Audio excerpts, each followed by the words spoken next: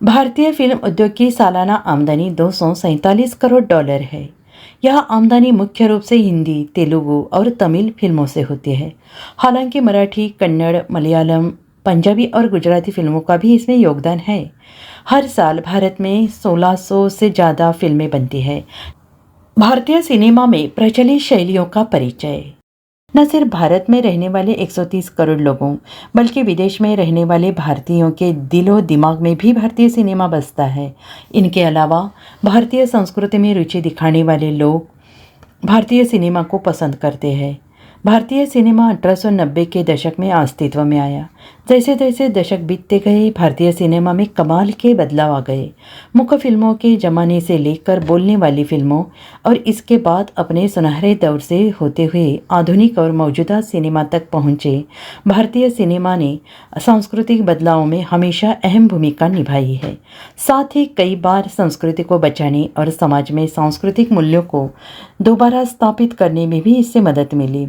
अपने हर दशक में भारतीय सिनेमा और ख़ास तौर पर भारतीय सिनेमा के कलाकारों का पहनावा दक्षिण एशियाई लोगों के लिए अपनी भावनाओं को जाहिर करने का जरिया बना।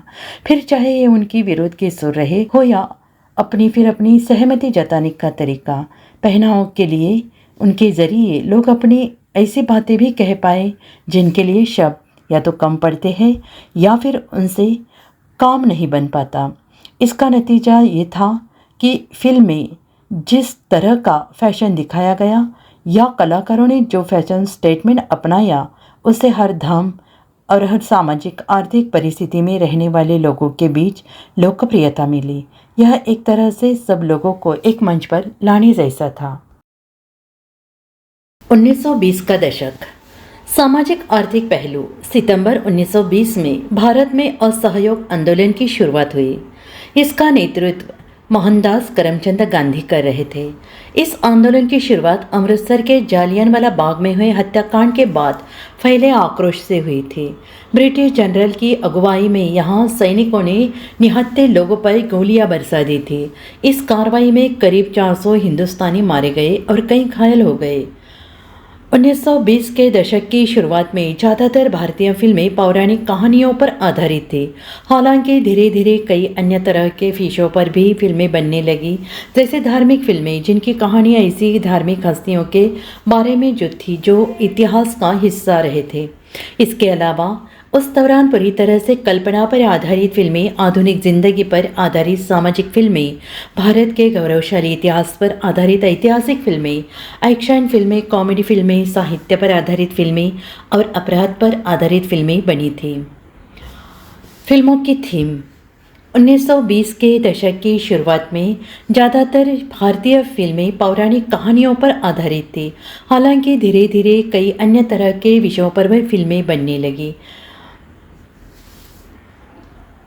भारत में उस दौरान झिलमिल करती चोलियों का चलन शुरू हुआ था, जिसमें चार्ल्सटन ड्रेस की झलक दिखती थी। इन ड्रेस की आस्तीनें लंबी होती थी और उन्हें बनाने के लिए लेस, सैटिन, कॉटन या सिल्क फैब्रिक का इस्तेमाल किया जाता था। इस दौरान लंबी आस्तीनों और आधी आस्तीनों वाले ब्लाउज के साथ पहनी जाने वाली साड़ियाँ भी लोकप्रिय होने लगी थी। 1930 का दशक भारतीय इतिहास में काफ़ी अहम माना जाता था, जिस दौरान आर्थिक और राजनीतिक स्तर पर हुए बदलाव की वजह के एक के बाद एक ऐसी घटनाएं हुई थी जिन्होंने भारत की आज़ादी का रास्ता खोला। इन घटनाओं में से एक थी दुनिया भर में आई आर्थिक महामंदी, जिसे द ग्रेट डिप्रेशन के नाम से जाना जाता है। इस मंदी से भारत भी अछूता नहीं रहा था और भारतीय स्वतंत्रता आंदोलन पर भी इसका असर पड़ा। इस दशक में इतिहास, देशभक्ति, पुरानी यादगार कहानियों, पौराणिक कथाओं पर आधारित फिल्में बनी।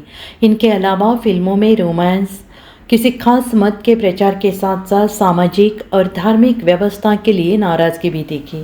यह दौर वास्तविक घटनाओं पर आधारित फिल्मों की शुरुआत का भी था। 1930 के दशक में बॉलीवुड में मिली-जुली स्टाइल देखने को मिली। इसमें भारतीय और पश्चिमी देशों से भारत आए फैशन दोनों की झलक देखने को मिलती थी। फिल्मी पर्दे पर महिला कलाकार आमतौर पर झालरदार आस्तीने वाले ब्लाउज के साथ साड़ियों में नजर आती थी। मेकअप के तौर पर पतली भौवें, आंखों की स्मोकी लुक और गहरे लाल रंग के लिपस्टिक का चलन था। गोरा लगने के लिए वे अपने चेहरे पर पाउडर लगाते थे। उनके हेयर स्टाइल फिंगर वेव्स, बालों को आगे पीछे करके वेव जैसा या अंग्रेजी के अक्षर सी जैसे बनाना होता है। उस दौरान पुरुष कलाकार पर्दे पर ज़्यादातर सूट पहने नजर आते थे। सामाजिक आर्थिक पहलू 1940 के दशक में भारत औपनिवेशिक देश न रहकर एक आज़ाद देश बन चुका था। भारत में ब्रिटिश शासन खत्म हो जाने के बाद नए आज़ाद भारत और पाकिस्तान के बनने से देश में बड़े पैमानों पर बदलाव हो रहे थे। आज़ादी के बाद हो रही घटनाएं बहुत बड़ी थी और बड़े पैमाने पर हो रही थी। फिल्मों की थीम इस दौरान इन मुद्दों पर फिल्में बनी। धर्म और देशभक्ति के नाम पर संपत्ति लूटना और उसे बर्बाद करना, महिलाओं का अपहरण और उन्हें चोट पहुंचाना, ऐसे अत्याचार और ऐसी अमानवीय घटनाएं जिनके बारे में न तो बोला जा सकता है न ही बताया जा सकता है, और ऐसी घटनाएं जो क्रूरता और भयानक घटनाओं के इतिहास में पहले कभी देखी नहीं गई। भारत के विभाजन को झेल रहे फिल्म उद्योग ने उस समय वास्तव में हो रही घटनाओं पर आधारित फिल्में बनाई। उस दौरान चुनी गई थीमें थी महिलाओं के खिलाफ हिंसा की आशंका, अपनी जन्मभूमि को छोड़ने का दुख, लोगों को एक जगह से दूसरी जगह जाकर बसना और इतने बड़े पैमाने पर लोगों को दोबारा बसाए जाने को लेकर उठे रहे सवाल, हिंसा से मिला डर और दर्द और शरणार्थी कहे जाने का दुख। इस दौर में हाथ से बुने गए खादी के कपड़े ब्रिटेन के कारखानों में बने कपड़ों के मुकाबले काफ़ी लोकप्रिय हुए। खादी के कपड़े दरअसल स्वदेशी आंदोलन से जुड़े होने का प्रतीक थे। ये सादे कपड़े लोगों में समाजवाद और देश प्रेम की भावना को दिखाते थे। इसी भावना की बदौलत आगे चलकर देश ने 1947 में आज़ादी हासिल की थी। 1950 का दशक, सामाजिक आर्थिक पहलू। आज़ादी के बाद के दशक में पंडित नेहरू के शासनकाल में भारतीय उपमहाद्वीप की राजनीतिक और सामाजिक परिस्थितियों पर समाजवाद हावी रहा। इसका असर फिल्म उद्योग पर भी साफ तौर पर दिखा गया। फिल्मों की कहानियों पर प्रधानमंत्री नेहरू के आशा भरे आदर्शवादी विचार, स्वच्छंद सोच और राजनीति को लेकर उनके सपनों जैसे दृष्टिकोण का असर भी पड़ा।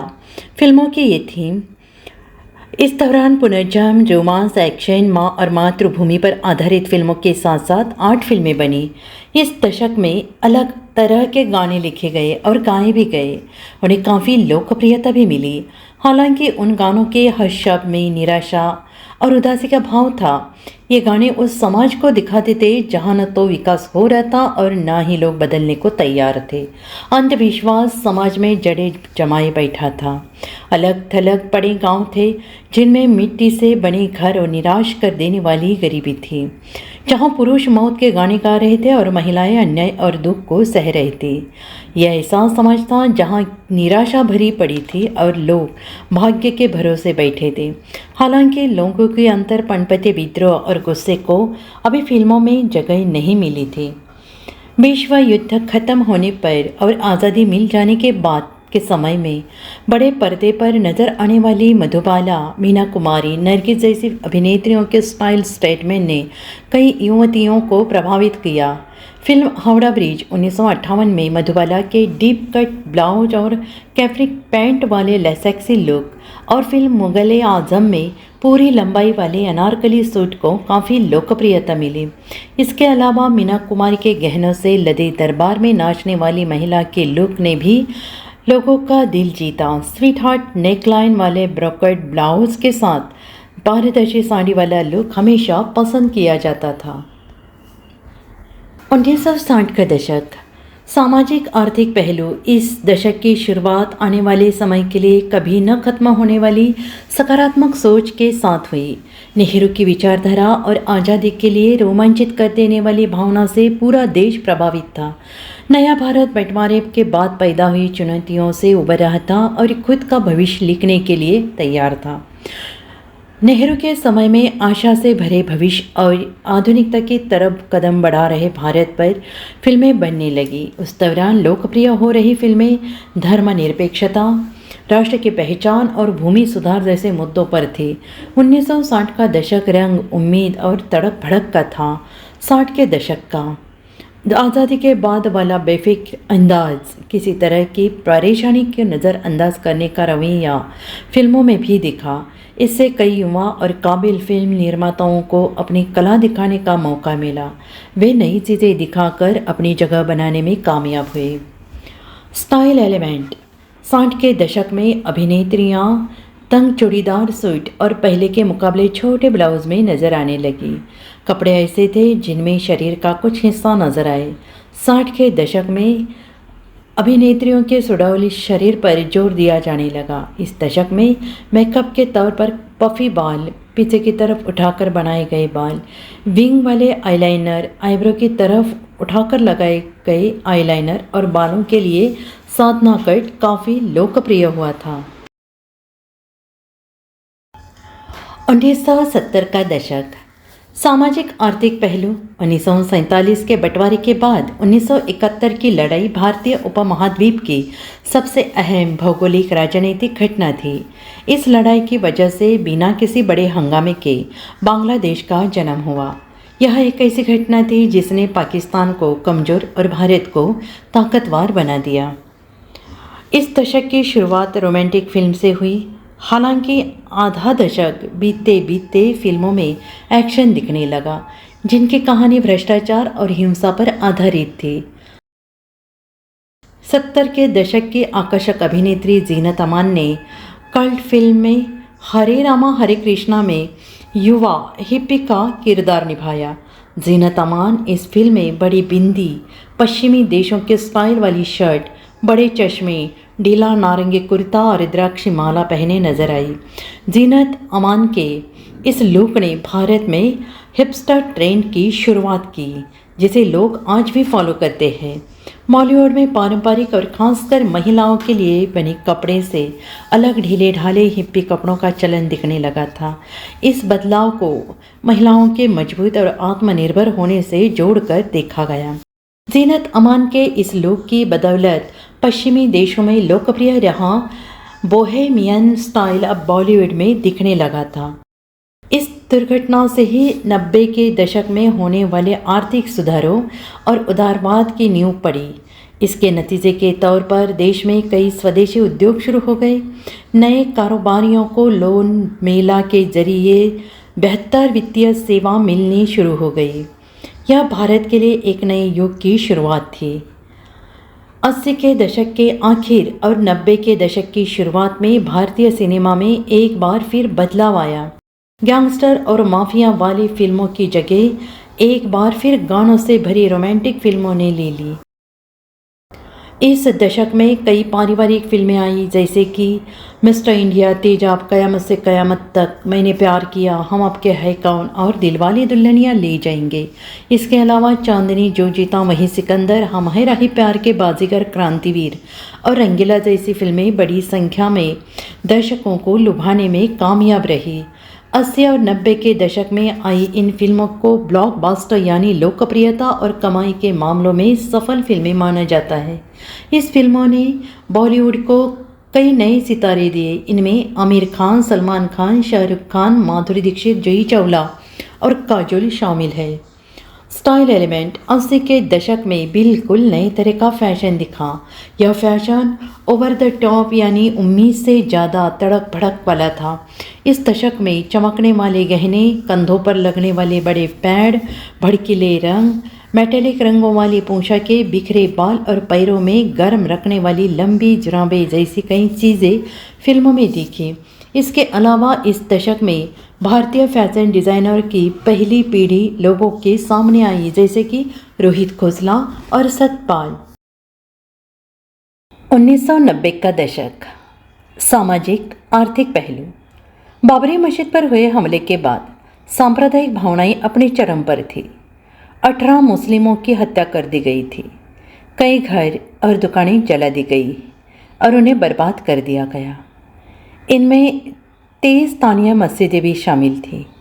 इन घटना का नतीजा पूरे देश में कई जगहों पर दंगों के रूप में सामने आया। इन दंगों में करीब 2000 लोग मारे गए। फिल्मों की थीम थी। इस दौरान वास्तविक घटनाओं, परिवार, सामाजिक, आधुनिक बनाम परंपरागत और देशभक्ति पर आधारित फिल्में बनी। साथ ही एक्शन के साथ कॉमेडी और गानों से भरी रोमांटिक फिल्में बनाई गई। साल 1991 के बाद भारत में हुए जबरदस्त आर्थिक विकास और समाज में हो रहे बदलाव का असर भारतीय फिल्म उद्योग पर भी हुआ। समाज में मध्यम वर्गीय परिवारों की संख्या बढ़ने लगी थी।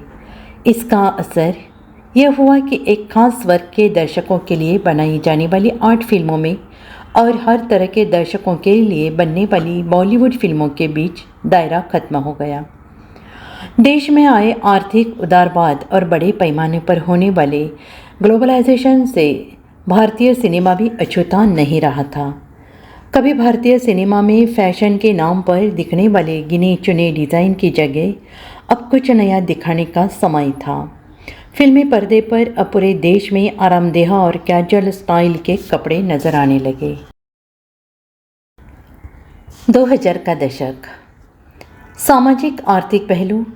साल 2008 में आई आर्थिक मंदी 1929 में आई द ग्रेट डिप्रेशन के बाद की सबसे बड़ी मंदी थी। इससे भारत की अर्थव्यवस्था के विकास की रफ्तार धीमी पड़ गई। साल 2008 में 15 सितंबर को लीमन ब्रदर्स ने खुद को दिवालिया घोषित कर दिया था। हालांकि इस घटना को सरकार में मौजूद कई लोगों ने शुरुआत में गंभीरता से नहीं लिया। यह दशक romance, comedy, action comedy, drama, देशभक्ति, वास्तविक घटनाओं पर आधारित फिल्मों का था। इसके अलावा फिल्मों में ऐसे संयोग दिखाए जाते थे जिन्हें लोग आसानी से समझ लें। हालांकि सबसे बड़ा बदलाव ये था कि पहली बार फिल्मों में सामाजिक परेशानियों से परे मानसिक स्वास्थ्य के मुद्दे ने भी जगह बनाई। 2000 के दशक में भारतीय फैशन में एक नई स्टाइल नजर आई। यह आधुनिक भारतीय स्टाइल थी जिसके जरिए पर्दे पर बेफिक्री और सुकून को दिखाया गया। 2010 का दशक। सामाजिक आर्थिक पहलू।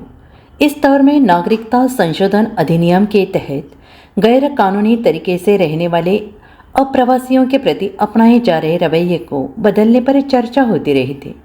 ये अप्रवासी पाकिस्तान, अफगानिस्तान और बांग्लादेश से आए हिंदू, सिख, पारसी, बौद्ध और ईसाई धर्म के ऐसे लोग थे जो भारत में बिना किसी कानूनी दस्तावेज के रह रहे थे। इसके तहत इन अप्रवासियों को जल्द से जल्द भारतीय नागरिकता दी जानी थी।